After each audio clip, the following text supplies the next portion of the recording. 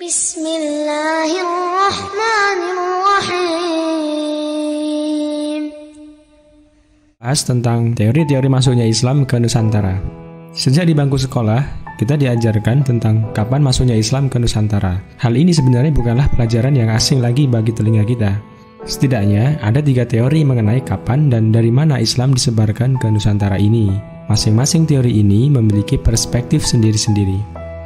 Mari kita bahas satu persatu dari teori-teori tersebut. Kita mulai dari teori yang pertama, yaitu teori Gujarat.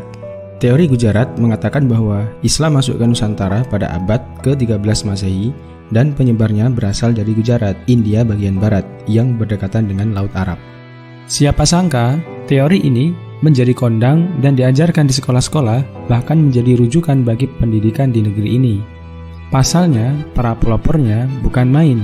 Mereka adalah kebanyakan dari profesor-profesor Belanda di Universitas Leiden. Teori ini muncul seiring dengan penjajahan yang dilakukan oleh Belanda di Nusantara.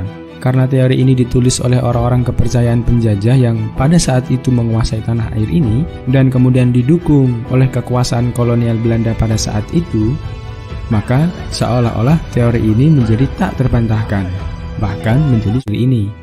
Pasalnya, para pelopornya bukan main. Mereka adalah kebanyakan dari profesor-profesor Belanda di Universitas Leiden. Teori ini muncul seiring dengan penjajahan yang dilakukan oleh Belanda di Nusantara.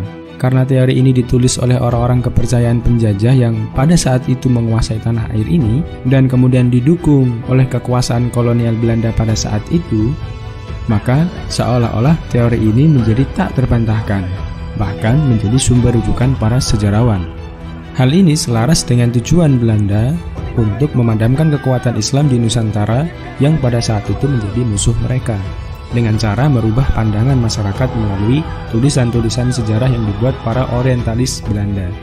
Pelopor terkenal teori ini adalah Profesor Dr. Christian Snoodhoorn. Menurutnya, Islam di Nusantara berasal dari wilayah-wilayah di anak benua India, seperti Gujarat, Bengali, dan Malabar. Di dalam bukunya, Snood mengatakan tidak adanya peran dan nilai-nilai Arab pada masyarakat Islam yang ada di Nusantara pada abad sekitar 12 Masehi sampai abad ke-13 Masehi. Yang menarik di sini, ternyata Snood bukanlah orang pertama yang mempelopori teori ini. Artinya, dia bukanlah pencetus murni teori Gujarat ini. Sebelumnya, Dr. Jan Pitsnapel, seorang orientalis Belanda dari Universitas Leiden, lebih dulu menyatakan teori ini. Pitsnapel menyatakan bahwa Islam masuk ke Nusantara lewat pedagang dari Gujarat. Alasannya, India dan Nusantara sering disebut dalam sejarah Nusantara klasik. Artinya, meskipun Islam di Nusantara adalah hasil pergerakan orang-orang Arab, tetapi tidak langsung datang dari Arab, melainkan dari India. Jadi, seolah-olah perubahan peradaban di Nusantara tidak bisa dilepaskan dari pengaruh India. Perbedaan pendapat Pitsnapel dibandingkan dengan Snood ialah Pitsnapel masih berpendapat Islam di Nusantara meskipun berasal dari India, tetapi tetaplah dibawa oleh orang-orang Arab. Sedangkan Snood menolak peran orang-orang Arab. Ada lagi pendapat dari seorang orientalis Belanda bernama Jan-Pierre Mokwete. Ia berargumen bahwa batu nisan Sultan Malikus Salah yang wafat pada tanggal 17 Zulhijjah 831 Hijriah atau 1297 Masehi di Pasai, Aceh, dan batu nisan Maulana Malik Ibrahim yang wafat tahun 1419 di Gresik, Jawa Timur, memiliki bentuk yang sama dengan yang terdapat di Kambai, Gujarat. Oleh sebab itu, Mokwete menyimpulkan batu nisan itu diimpor dari Gujarat atau setidaknya dibuat oleh orang Gujarat atau orang Indonesia yang telah belajar kaligrafi khas Gujarat. Alasan lain, menurutnya bahwa ada kesamaan mazhab Syafi'i antara Muslim di Nusantara dengan Muslim di Gujarat. Tidak seperti pendapat sebelumnya, Mokwete cenderung menekankan asal Islam yang ada di Nusantara berdasarkan bukti batu nisan. Oleh karena bukti-bukti yang digunakan pada teori Gujarat ini berdasarkan pada peninggalan batu nisan, maka teori ini sering dijuluki juga sebagai teori batu nisan. Nah, sudut pandang lain berasal dari sejarawan Belanda bernama Hubertus Maria Flekke. Sebagai penganut teori Gujarat, ia mengatakan dalam bukunya yang berjudul Nusantara, Sejarah Indonesia, bahwa Islam disebarkan ke Nusantara bukan karena motif dakwah, tetapi motif perdagangan. Dengan corak penulisan sejarah yang seakan ilmiah, sistematis, dan dilengkapi daftar pustaka, dan bahkan rujukan yang banyak, seolah sejarah Islam di Nusantara karangan para orientalis barat ini sangat meyakinkan. Namun, seperti apa yang dikatakan oleh Muhammad Qutb dalam sebuah buku yang berjudul Kaifa Naktubu At-Tarikh Al-Islami, atau artinya mengapa kita perlu menulis ulang sejarah, di situ Muhammad Qutb menyimpulkan mengapa umat Islam ini perlu menulis ulang sejarah Islam yang berbeda dari tulisan para orientalis selama ini.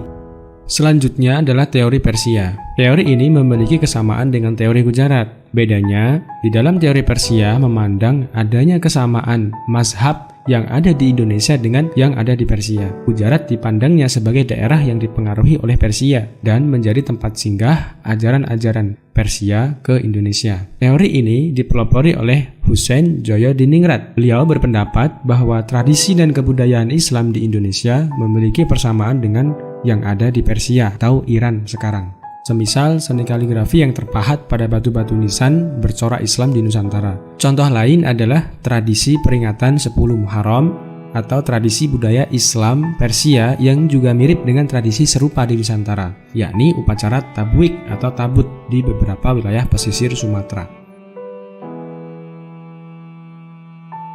Teori Mekah. Berbeda dengan teori sebelumnya, teori Mekah muncul sebagai sanggahan atas teori Barat. Haji Abdul Muhammad Karim Amrullah atau Buya Hamka adalah tokoh yang memperkenalkan teori ini. Menurutnya, motivasi awal kedatangan orang Arab tidak dilandasi oleh nilai-nilai ekonomi semata.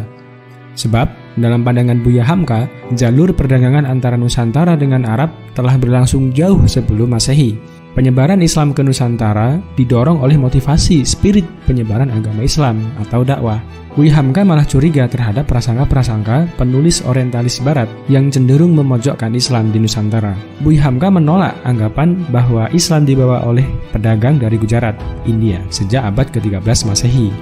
Sanggahan ini dikemukakan oleh tokoh asal Sumatera Barat itu dalam sebuah seminar sejarah masuknya Islam ke Nusantara yang diadakan di Medan pada tahun 1963. Menurut Buya Hamka, Islam sudah ada di Nusantara sejak abad ke-7 Masehi atau tahun-tahun awal Hijriah, dibawa oleh bangsa Arab, khususnya dari Mekah.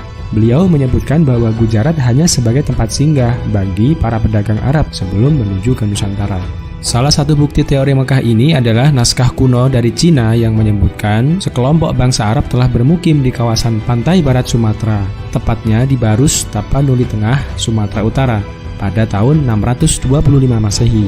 Di Barus, yang pernah dikuasai kerajaan Sriwijaya, juga ditemukan naskah kuno bertuliskan nama Syekh Rukunuddin yang wafat pada tahun 672 Masehi. Keyakinan Buya Hamka tersebut dikuatkan oleh teori yang dikemukakan oleh T.W. Arnold sebelumnya.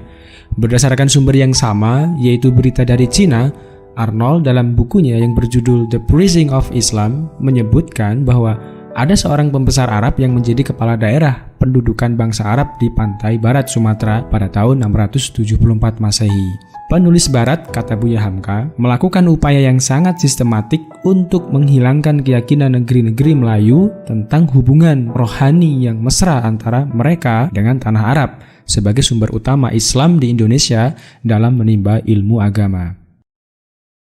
Sebahagian daripada sumber-sumber menyatakan bahawa Islam telah pun sampai ke Nusantara, terutamanya di sebelah kawasan Sumatera itu pada tahun 670 lebih. Ini menunjukkan bahawa Islam itu sendiri telah dibawa datang oleh pedagang-pedagang dan juga oleh ulama-ulama yang menyertai misi-misi perdagangan pada masa itu.